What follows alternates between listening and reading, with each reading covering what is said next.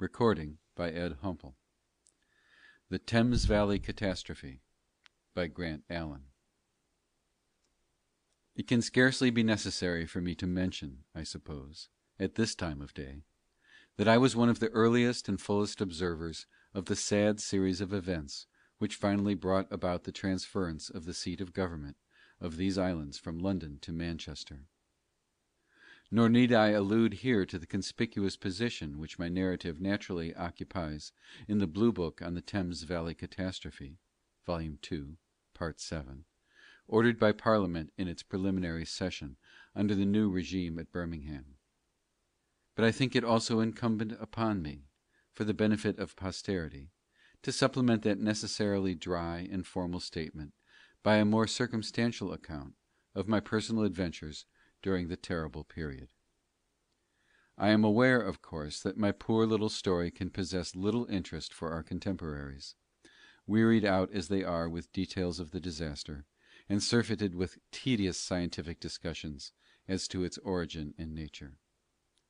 But in after years, I venture to believe, when the crowning calamity of the 19th century has grown picturesque and, so to speak, ivy-clad, by reason of its remoteness, like the Great Plague or the Great Fire of London with ourselves, the world may possibly desire to hear how this unparalleled convulsion affected the feelings and the fortunes of a single family in the middle rank of life, and in a part of London neither squalid nor fashionable. It is such personal touches of human nature that give reality to history, which without them must become, as a great writer has finely said, nothing more than an old almanac. I shall not apologize, therefore, for being frankly egoistic and domestic in my reminiscences of that appalling day, for I know that those who desire to seek scientific information on the subject will look for it, not in vain, in the 8 bulky volumes of the recent Blue Book. I shall concern myself here with the great event merely as it appeared to myself, a government servant of the second grade, and in its relations to my own wife, my home, and my children. On the morning of 21st August, in the memorable year of the calamity, I happened to be at Cookham, a pleasant and pretty village which then occupied the western bank of the Thames, just below the spot where the lookout tower of the Earthquake and Eruption Department now dominates the whole wide plain of the glassy rock desert. In place of the black lake of basalt which young people see nowadays winding its solid bays in and out among the grassy downs, most men still living can well remember a gracious and smiling valley, threaded in the midst of a beautiful river. I had cycled down from London the evening before, thus forestalling my holiday, and had spent the night at a tolerable inn in the village. By a curious coincidence, the only other visitor at the little hotel that night was a fellow cyclist, an American, George W. Ward by name, who had come over with his wheel, as he called it, for 6 weeks in England, in order to investigate the geology of our southern counties for himself, and to compare it with that of the far western Cretaceous system. I venture to describe this as a curious coincidence, because, as it happened, the mere accident of my meeting him gave me the first inkling of the very existence of that singular phenomenon of which we were all so soon to receive a startling example. I had never so much as heard before of fissure eruptions, and if I had not heard of them from Ward that evening, I might not have recognized at sight the actuality when it first appeared, and therefore I might have been involved in the general disaster. In which case, of course, this unpretentious narrative would never have been written.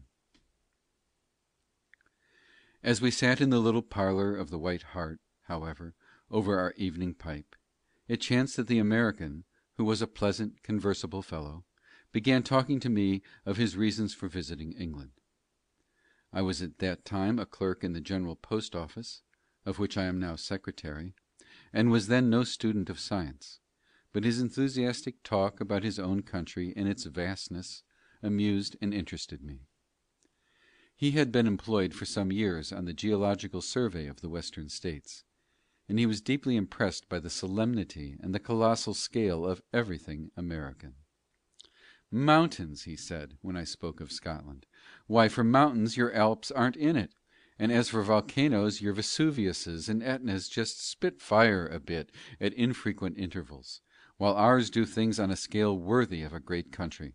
I can tell you, Europe is a circumstance. America is a continent. But surely, I objected, that was a pretty fair eruption that destroyed Pompeii. The American rose and surveyed me slowly. I can see him to this day with his close shaven face and his contemptuous smile at my European ignorance. Well, he said, after a long and impressive pause, the lava flood that destroyed a few acres about the Bay of Naples was what we call a trickle. It came from a crater, and the crater it came from was nothing more than a small round vent hole. The lava flowed down from it in a moderate stream over a limited area. But what do you say to the earth opening in a huge crack, 40 or 50 miles long, say, as far as from here right away to London, or further, and lava pouring out from the orifice, not in a little rivulet, as at Etna or Vesuvius, but in a sea or inundation which spread at once over a tract as big as England? That's something like volcanic action, isn't it? And that's the sort of thing we have out in Colorado. You are joking, I replied, or bragging. You are trying to astonish me with a familiar spread eagle. He smiled a quiet smile. Not a bit of it, he answered. What I tell you is at least as true as gospel. The earth yawns in Montana. There are fissure eruptions, as we call them, in the western states, out of which the lava has welled like wine out of a broken skin, welled up in vast roaring floods, molten torrents of basalt, many miles across, and spread like water over whole plains and valleys. Not within historical times, I exclaimed. I'm not so sure about that, he answered, musing. I grant you, not within times which are historical right now, for Colorado is a very new country. But I incline to think some of the most recent fissure eruptions took place not later than when the Tudors reigned in England. The lava oozed out, red hot, gushed out, was squeezed out, and spread instantly everywhere. It's so comparatively recent that the surface of the rock is still bare in many parts, unweathered sufficiently to support vegetation. I fancy the stream must have been ejected at a single burst, in a huge white-hot dome, and then flowed down on every side, filling up the valleys to a certain level, in and out among the hills, exactly as water might do. And some of these eruptions, I tell you, by measured survey, would have covered more ground than from Dover to Liverpool, and from York to Cornwall.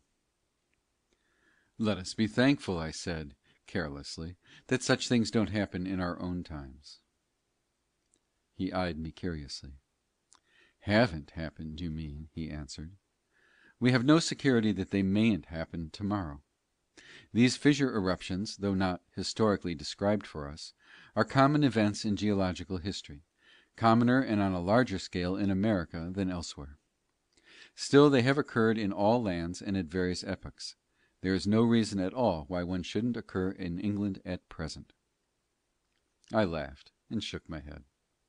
I had an Englishman's firm conviction, so rudely shattered by the subsequent events, but then so universal, that nothing very unusual ever happened in England. Next morning I rose early, bathed in Adney Weir, a picturesque pool close by, breakfasted with the American, then wrote a hasty line to my wife, informing her that I should probably sleep that night at Oxford, for I was off on a few days' holiday, and I liked Ethel to know where a letter or telegram would reach me each day, as we were both a little anxious about the baby's teething. Even while I pen these words now, the grim humor of the situation comes back to me vividly. Thousands of fathers and mothers were anxious that morning about similar trifles, whose pettiness was brought home to them with an appalling shock in the all-embracing horror of that day's calamity. About 10 o'clock I inflated my tires and got under way.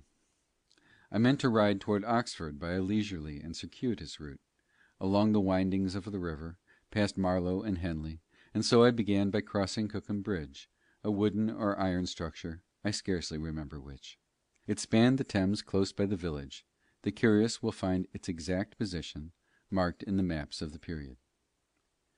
In the middle of the bridge I paused and surveyed that charming prospect, which I was the last of living men, perhaps, to see it as it then existed. Close by stood a weir. Beside it the stream divided into three separate branches, exquisitely backed up by the gentle green slopes of Hedser and Cliveden. I could never pass that typical English view without a glance of admiration.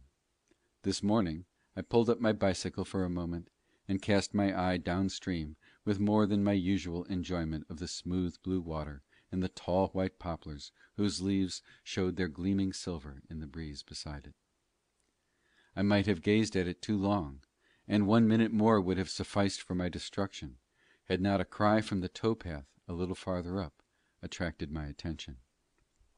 It was a wild, despairing cry, like that of a man being overpowered and murdered. I am confident this was my first intimation of danger. 2 minutes before, it is true, I had heard a faint sound like a distant rumbling of thunder, but nothing else.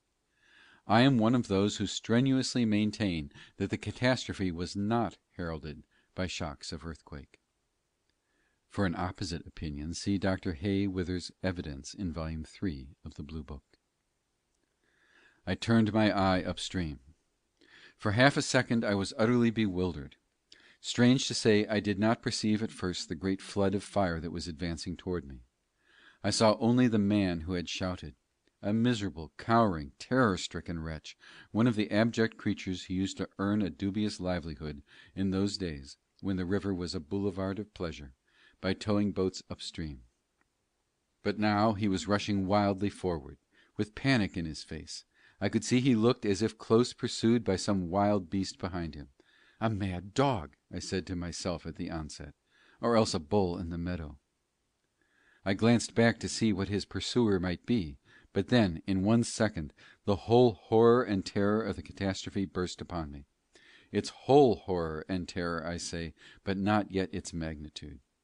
I was aware at first just of a moving red wall, like dull, red-hot molten metal. Trying to recall it at so safe a distance in time and space, the feelings of the moment and the way in which they surged and succeeded one another, I think I can recollect that my earliest idea was no more than this: he must run, or the moving wall will overtake him. Next instant a hot wave seemed to strike my face. It was just like a blast of heat that strikes one in a glass house when you stand in front of the boiling and seething glass in the furnace. At about the same point in time I was aware, I believe, that the dull red wall was really a wall of fire, but it was cooled by contact with the air and the water. Even as I looked, however, a second wave from behind seemed to rush on and break. It overlaid and outran the first one. This second wave was white, not red. At white heat, I realized. Then, with a burst of recognition, I knew what it all meant, what Ward had spoken of last night: a fissure eruption. I looked back. Ward was coming toward me on the bridge, mounted on his Columbia. Too speechless to utter one word, I pointed upstream with my hand. He nodded and shouted back, in a singularly calm voice, "Yes, just what I told you, a fissure eruption." They were the last words I heard him speak. Not that he appreciated the danger less than I did, though his manner was cool. But he was wearing no clips to his trousers, and in that critical moment he caught his leg in his pedals. The accident disconcerted him. He dismounted hurriedly, and then, panic-stricken as I judged, abandoned his machine. He tried to run. The error was fatal. He tripped and fell. What became of him afterward I will mention later. But for the moment I saw only the poor wretch on the towpath. He was not 100 yards off, just beyond the little bridge which led over the opening to a private boathouse. But as he rushed forwards and shrieked, the wall of fire overtook him. I do not think it quite caught him. It is hard at such moments to judge what really happens. But I believe I saw him shrivel like a moth in a flame a few seconds before the advancing wall of fire swept over the boathouse. I have seen an insect shrivel just so when flung into the midst of white-hot coals. He seemed to go off in gas, leaving a shower of powdery ash to represent his bones behind him. But of this I do not pretend to be positive. I will allow that my own agitation was far too profound to permit of my observing anything with accuracy. How high was the wall at this time? This has been much debated. I should guess 30 feet, though it rose afterwards to more than 200, and it advanced rather faster than a man could run down the centre of the valley.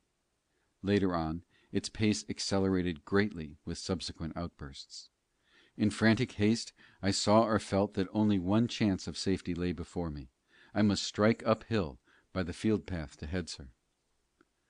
I rode for very life, with grim death behind me. Once well across the bridge, and turning up the hill, I saw Ward on the parapet, with his arms flung up, trying wildly to save himself by leaping into the river. Next instant he shrivelled, I think, as the beggar had shrivelled, and it is to this complete combustion before the lava flood reached them that I attribute the circumstance, so much commented upon in the scientific excavations among the ruins, that no casts of dead bodies, like those at Pompeii, have anywhere been found in the Thames Valley desert. My own belief is that every human body was reduced to a gaseous condition by the terrific heat several seconds before the molten basalt reached it. Even at the distance which I had now attained from the central mass, indeed, the heat was intolerable. Yet, strange to say, I saw few or no people flying as yet from the inundation. The fact is, the eruption came upon us so suddenly, so utterly, without warning or premonitory symptoms, for I deny the earthquake shocks, that whole towns must have been destroyed before the inhabitants were aware that anything out of the common was happening. It is a sort of alleviation to the general horror to remember that a large proportion of the victims must have died without even knowing it. One second they were laughing, talking, bargaining; the next they were asphyxiated or reduced to ashes as you have seen a small fly disappear in an incandescent gas flame. This, however, is what I learned afterward. At that moment I was only aware of a frantic pace uphill, over a rough stony road, and with my pedals working as I had never before worked them. While behind me I saw purgatory let loose, striving hard to overtake me. I just knew that a sea of fire was filling the valley from end to end, and that its heat scorched my face as I urged on my bicycle in abject terror.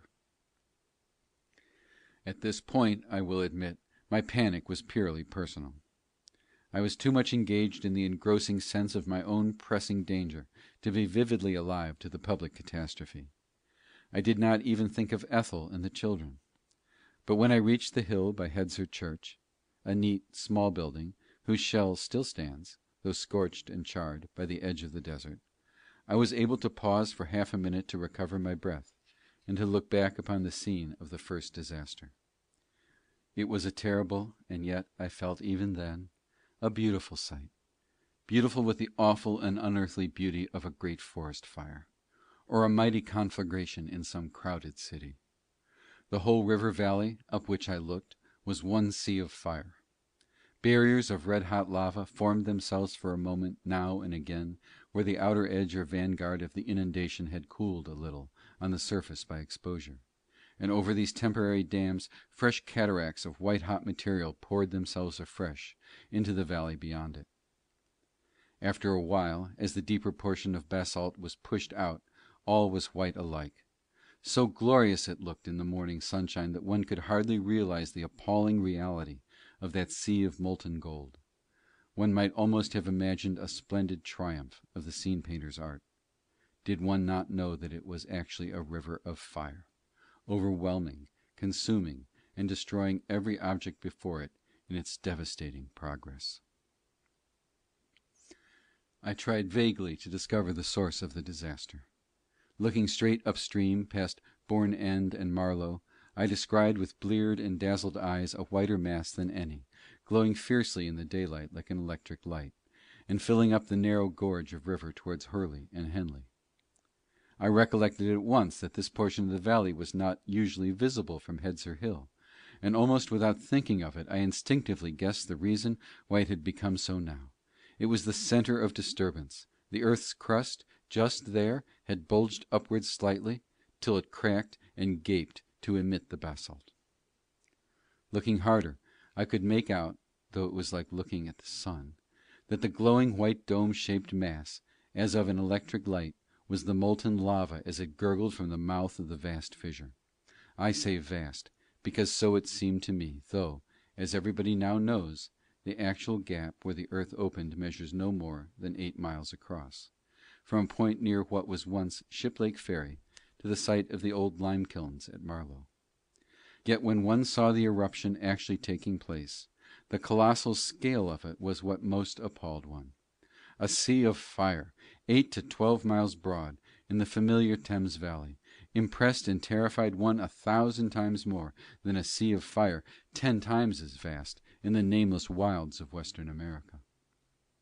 I could see dimly, too, that the flood spread in every direction from its central point, both up and down the river. To right and left, indeed, it was soon checked and hemmed in by the hills about Wargrave and Menmenham, but downward it had filled the entire valley as far as Cookham and beyond, while upward it spread in one vast glowing sheet toward Reading and the flats by the confluence of the Kennet. I did not then know, of course, that this gigantic natural dam or barrier was later on to fill up to the whole low-lying level, and so block the course of the two rivers as to form those twin expanses of inland water, Lake Newbury and Lake Oxford. Tourists who now look down on still summer evenings, where the ruins of Magdalen and of Merton may be dimly descried through the pale green depths, their broken masonry picturesquely overgrown with tangled water weeds, can form but a little idea of the terrible scene which that peaceful bank presented while the incandescent lava was pouring forth in a scorching white flood towards the doomed district. Merchants who crowd the busy quays of those mushroom cities, which have sprung up with greater rapidity than Chicago or Johannesburg on the indented shore where the new lakes abut upon the Berkshire chalk downs, have half forgotten the horror of the intermediate time when the waters of the two rivers rose slowly, day after day, to choke their valleys and overwhelm some of the most glorious architecture in Britain. But though I did not know, and could not then foresee, the remoter effects of the great fire flood in that direction, I saw enough to make my heart stand still within me. It was with difficulty that I grasped my bicycle, my hands trembled so fiercely. I realized that I was a spectator of the greatest calamity which had befallen a civilized land within the ken of history. I looked southward along the valley in the direction of Maidenhead. And yet it did not occur to me that the catastrophe was anything more than a local flood, though even as such it would have been one of unexampled vastness. My imagination could hardly conceive that London itself was threatened. In those days one could not grasp the idea of the destruction of London. I only thought just at first, it will go on towards Maidenhead.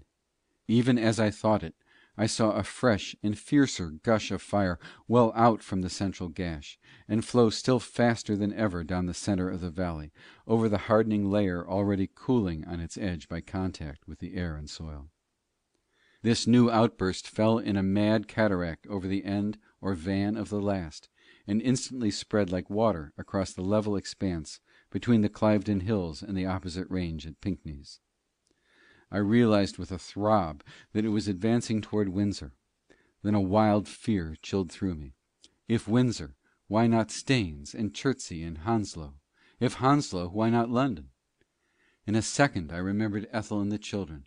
Hitherto the immediate danger of my own position alone had struck me. The fire was so near, the heat of it rose up in my face and daunted me. But now I felt I must make a wild dash to warn, not London, no, frankly, I forgot those millions, but Ethel and my little ones. In that thought, for the first moment, the real vastness of the catastrophe came home to me. The Thames valley was doomed. I must ride for dear life if I wished to save my wife and children. I mounted again, but found my shaking feet could hardly work the pedals. My legs were one jelly. With a frantic effort, I struck off inland in the direction of Burnham. I did not think my way out definitely. I hardly knew the topography of the district well enough to form any clear conception of what route I must take in order to keep to the hills and avoid the flood of fire that was deluging on the lowlands. but by pure instinct, I believe, I set my face Londonwards along the rim of the chalk downs. In 3 minutes I had lost sight of the burning flood, and was deep among green lanes and under shadowy beeches. The very contrast frightened me. I wondered if I was going mad. It was all so quiet. One could not believe that scarce 5 miles off from that devastating sheet of fire, birds were singing in the sky, and men toiling in the fields as if nothing had happened. Near Lambourne Wood I met a brother cyclist, just about to descend the hill. A curve in the road hid the valley from him. I shouted aloud, "For heaven's sake, don't go down! There is danger! Danger!" He smiled and looked back at me. "I can take any hill in England," he answered. "It's not the hill," I burst out. "There has been an eruption, a fissure eruption at Marlow, great floods of fire, and all the valley is filled with burning lava." He stared at me derisively. Then his expression changed of a sudden. I suppose he saw I was white-faced and horror-stricken. He drew away as if alarmed. "Go back to Colney Hatch," he cried, pedalling faster, and rode hastily down the hill, as if afraid of me. I have no doubt he must have ridden into the very midst of the flood, and been scorched by its advance, before he could check his machine on so sudden a slope. Between Lambourne Wood and Burnham I did not see the fire flood. I rode on at full speed among the green hills and meadows. Here and there I passed a labouring man on the road. More than one looked up at me and commented on the oppressive heat, but none of them seemed to be aware of the fate that was overtaking their own homes close by in the valley. I told one or two, but they laughed, and gazed after me as if I were a madman. I grew sick of warning them. They took no heed of my words, but went on upon their way as if nothing out of the common were happening to England. On the edge of the down, near Burnham, I caught sight of the valley again.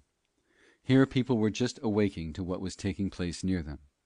Half the population was gathered on the slope, looking down with wonder on the flood of fire, which had now just turned the corner of the hills by Taplow. Silent terror was the prevailing type of expression. But when I told them I had seen the lava bursting forth from the earth in a white dome above Marlow, they laughed me to scorn. And when I assured them I was pushing forward in hot haste to London, they answered, "London? It won't never get as far as London." That was the only place on the hills, as is now well known, where the flood was observed long enough beforehand to telegraph and warn the inhabitants of the great city. But nobody thought of doing it. And I must say, even if they had done so, there is not the slightest probability that the warning would have attracted the least attention in our ancient metropolis. Men on the stock exchange would have made jests about the slump, and proceeded to buy and sell as usual. I measured with my eye the level plain between Burnham and Slough, calculating roughly with myself whether it should have time to descend upon the well-known road from Maidenhead to London by Colnbrook and Hounslow. I advise those who are unacquainted with the topography of this district before the eruption to follow out my route on a good map of the period. But I recognized in a moment that this course would be impossible. At the rate that the flood had taken to progress from Cookham Bridge to Taplow, I felt sure it would be upon me before I reached Upton or Ditton Park at the outside. It is true the speed of the advance might slacken somewhat as the lava cooled, and strange to say, so rapidly do realities come to be accepted in one's mind, that I caught myself thinking this thought in the most natural manner, as if I had had all my life long been accustomed to the ways of fissure eruptions. But on the other hand, the lava might well out faster and hotter than before, as I had already seen it do more than once, and I had no certainty even that it would not rise to the level of the hills on which I was standing. You who read this narrative nowadays take it for granted, of course, that the extent and height of the inundation was bound to be exactly what you know it to have been. We at the time could not guess how high it might rise, and how large an area of the country it might overwhelm and devastate. Was it to stop at the Chilterns, or to go north to Birmingham, York, and Scotland? Still, in my trembling anxiety to warn my wife and children, I debated with myself whether I should venture down into the valley, and hurry along the main road with a wild burst for London.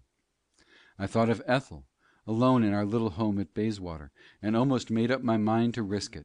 At that moment I became aware that the road to London was already crowded with carriages, carts, and cycles, all dashing at a mad pace unanimously toward London.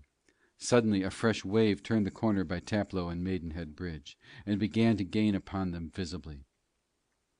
It was an awful sight. I cannot pretend to describe it.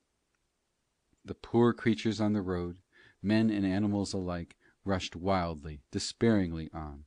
The fire took them from behind, and one by one, before the actual sea reached them, I saw them shrivel and melt away in the fierce white heat of the advancing inundation. I could not look at it any longer. I certainly could not descend and court instant death. I felt that my one chance was to strike across the downs by Stoke Poges and Uxbridge, and then try the line of northern heights to London.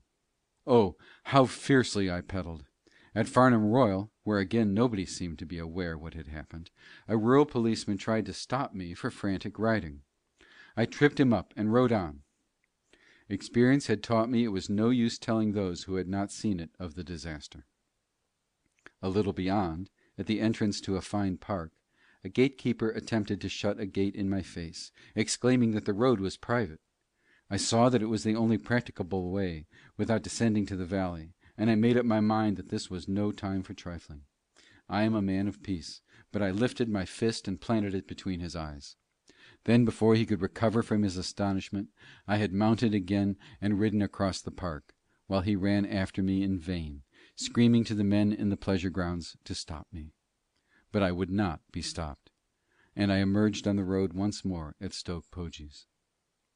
Near Galley Hill, after a long and furious ride, I reached the descent to Uxbridge.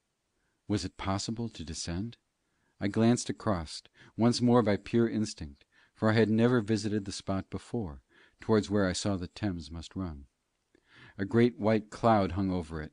I saw what that cloud must mean. It was the steam of the river, where the lava had sucked it up and made it seethe and boil suddenly. I had not noticed this white fleece of steam at Cookham, though I did not guess why till afterwards. In the narrow valley where the Thames ran between hills, the lava flowed over it all at once, bottling the steam beneath. And it is this imprisoned steam that gave rise in time to the subsequent series of appalling earthquakes, to supply forecasts of which is now the chief duty of the Seismologer Royal. Whereas in the open plain the basalt advanced more gradually and in a thinner stream, and therefore turned the whole mass of water into white cloud as soon as it reached each bend of the river.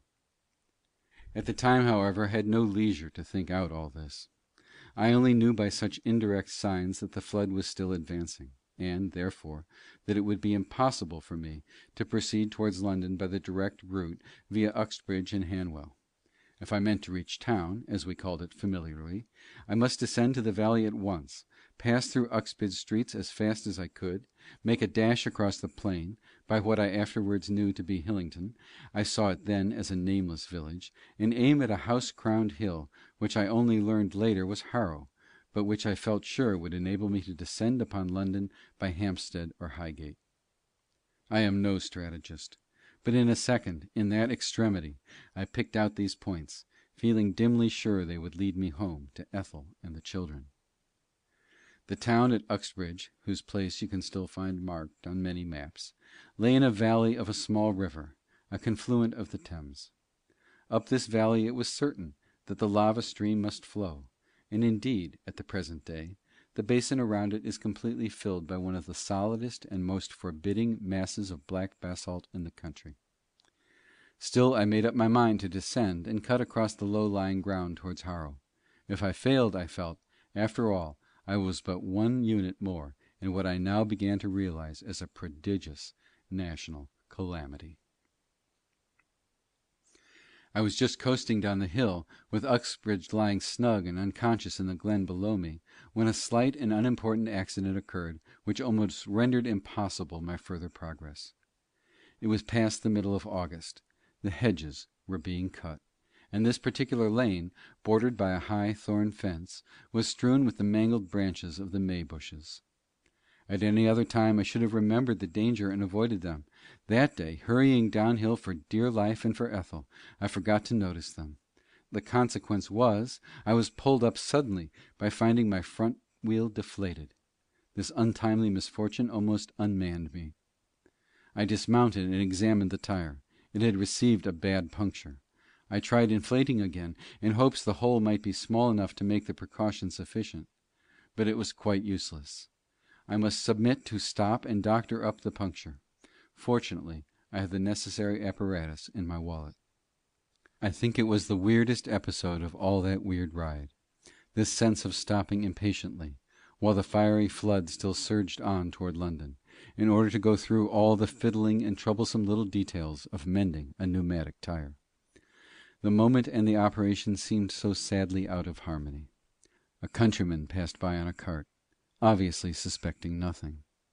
That was another point which added horror to the occasion, that so near the catastrophe, so very few people were even aware what was taking place beside them. Indeed, as is well known, I was one of the very few who saw the eruption during its course, and yet managed to escape from it. Elsewhere, those who tried to run before it, either to escape themselves or to warn others of the danger, were overtaken by the lava before they could reach a place of safety. I attribute this mainly to the fact that most of them continued along the high roads in the valley, or fled instinctively for shelter towards their homes, instead of making at once toward the heights and the uplands. The countryman stopped and looked at me. "The more haste, the less speed," he said, with proverbial wisdom. I glanced up at him and hesitated. Should I warn him of his doom, or was it useless? "Keep up on the hills," I said at last. "An unspeakable calamity is happening in the valley. Flames of fire are flowing down it as from a great burning mountain. You will be cut off by the eruption." He stared at me blankly, and burst into a meaningless laugh. "Why, you're one of them Salvation Army fellows," he exclaimed, after a short pause. "You're trying to preach to me. I'm going to Uxbridge." And he continued down the hill towards certain destruction. It was hours, I felt sure, before I had patched up that puncture, though I did it by the watch in 4.5 minutes. As soon as I had blown out my tire again, I mounted once more, and rode at a breakneck pace to Uxbridge. I passed down the straggling main street of the suburban town, crying aloud as I went, "Run! Run to the downs! A flood of lava is rushing up the valley! To the hills, for your lives! All the Thames bank is blazing!" Nobody took the slightest heed. They stood still in the street for a minute with open mouths, then they returned to their customary occupations. A quarter of an hour later there was no such place in the world as Uxbridge. I followed the main road through the village, which I have since identified as Hillington. Then I diverged to the left, partly by roads and partly by field paths, of whose exact course I am still uncertain, toward the hill at Harrow. When I reached the town, I did not strive to rouse the people, partly because my past experience had taught me the futility of the attempt, and partly because I rightly judged that they were safe from the inundation; for as it never quite covered the dome of St. Paul's, part of which still protrudes from the sea of basalt, it did not reach the level of the northern heights of London. I rode on through Harrow without one word to anybody. I did not desire to be stopped or harassed as an escaped lunatic. From Harrow I made my way tortuously along the rising ground, by the light of nature, through Wembley Park to Willesden. At Willesden for the first time I found to a certainty that London was threatened. Great crowds of people in the profoundest excitement stood watching a dense cloud of smoke and steam that spread rapidly over the direction of Shepherd's Bush and Hammersmith. They were speculating as to its meaning, but laughed incredulously when I told them what it portended. A few minutes later the smoke spread ominously toward Kensington and Paddington. That settled my fate. It was clearly impossible to descend into London, and indeed the heat now began to be unendurable. It drove us all back, almost physically. I thought I must abandon all hope. I should never even know what had become of Ethel and the children. My first impulse was to lie down and await the fire flood. Yet the sense of the greatness of the catastrophe seemed somehow to blunt one's own private grief. I was beside myself with fear for my darlings, but I realized that I was but one among hundreds of thousands of fathers in the same position.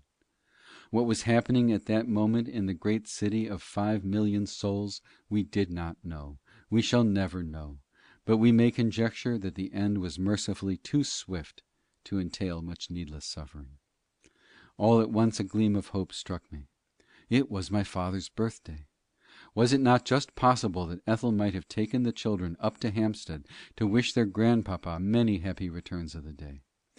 With a wild determination not to give up all for lost, I turned my front wheel in the direction of Hampstead Hill, still skirting the high ground as far as possible. My heart was on fire within me. A restless anxiety urged me to ride my hardest. As all along the route I was still just a minute or two in front of the catastrophe, people were beginning to be aware that something was taking place. More than once as I passed they asked me eagerly where the fire was. It was impossible for me to believe by this time that they knew nothing of an event in whose midst I seemed to have been living for months. How could I realize that all the things which had happened since I started from Cookham Bridge so long ago were really compressed into the space of a single morning, nay, more of an hour and a half only? As I approached Windham Hill, a terrible sinking seized me. I seemed to totter on the brink of a precipice. Could Ethel be safe? Should I ever again see little Bertie and the baby? I pedalled on as if automatically, for all life had gone out of me. I felt my hip joint moving dry in its socket. I held my breath. My heart stood still. It was a ghastly moment. At my father's door I drew up and opened the garden gate. I hardly dared to go in, though each second was precious. I paused and hesitated. At last I turned the handle. I heard somebody within. My heart came up in my mouth. It was little Bertie's voice. "Do it again, grandpa. Do it again. It amuses Bertie." I rushed into the room. "Bertie, Bertie," I cried, "is Mammy here?" He flung himself upon me. "Mammy, Mammy, Daddy has come home." I burst into tears. "And baby?" I asked, trembling. "Baby and Ethel are here, George," my father answered, staring at me. "Why, my boy, what's the matter?" I flung myself into a chair and broke down. In that moment of relief I felt that London was lost, but I had saved my wife and children. I did not wait for explanations. A crawling four-wheeler was loitering by. I hailed it and hurried them in. My father wished to discuss the matter, but I cut him short. I gave the driver £3, all the gold I had with me. "Drive on," I shouted. "Drive on, towards Hatfield, anywhere." He drove as he was bid. We spent that night, while Hampstead flared like a beacon, at an isolated farmhouse on the high ground in Herefordshire. For of course, though the flood did not reach so high, it set fire to everything inflammable in its neighbourhood. Next day all the world knew the magnitude of the disaster. It can only be summed up in 5 emphatic words. There was no more London. I have one other observation alone to make. I noticed at the time how, in my personal relief, I forgot for the moment that London was perishing. I even forgot that my house and property had perished. Exactly the opposite, it seemed to me, happened with most of those survivors who lost wives and children in the eruption. They moved about as in a dream, without a tear, without a complaint, helping others to provide for the needs of the homeless and houseless. The universality of the catastrophe made each man feel as though it were selfishness to attach too great an importance, at such a crisis, to his own personal losses. Nay, more. The burst of feverish activity and nervous excitement, I might even say enjoyment, which followed the horror, was traceable, I think, to this selfsame cause. Even grave citizens felt they must do their best to dispel the universal gloom, and they plunged accordingly into a round of dissipations which other nations thought both unseemly and un-English. It was one way of expressing the common emotion. We had all lost heart, and we flocked to the theatres to pluck up our courage. That, I believe, must be the national answer to M. Zola's strictures on our untimely levity. This people, says the great French author, which took its pleasures sadly while it was rich and prosperous, begins to dance and sing above the ashes of its capital. It makes merry by the open graves of its wives and children. What an enigma! What a puzzle! What chance of an Oedipus! Conclusion of the Thames Valley Catastrophe by Grant Allen.